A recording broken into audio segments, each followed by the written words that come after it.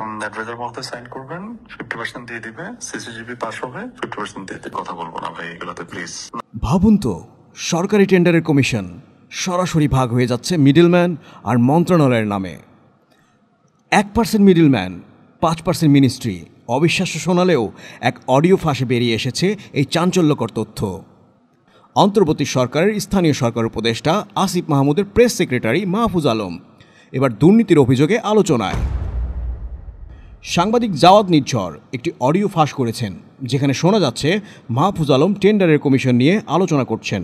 50% দিয়ে দিবে, সিসিজিবি পাস হবে, 50% দিয়ে কথা বলবো না। কথোপকথন স্পষ্ট, একজন ব্যক্তি 3% কমিশনের প্রস্তাব দেন, কিন্তু মাহফুজ আলম বলেন না, এটা ফিক্সড, 1% মিডলম্যান, 5% মিনিস্ট্রি, কাজ কনফার্ম করলে 6%।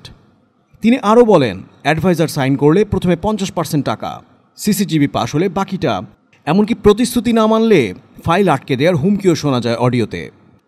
জাওয়াদ নির্ঝর দাবি করেছেন এটাই প্রথম না, মাহফুজের আগেও ধান্দাবাজির অডিও ফাঁস হয়েছে। এবারও তিনি নিরপেক্ষ তদন্তের দাবি তুলেছেন। সামাজিক যোগাযোগ মাধ্যমে এই অডিও ঝড় তুলেছে। কেউ বলছেন এটি যদি সত্যি হয় তবে এটি শুধু একজন ব্যক্তির দুর্নীতি নয়, বরং প্রশাসনিক ব্যবস্থার গভীর সংকটের প্রতিচ্ছবি।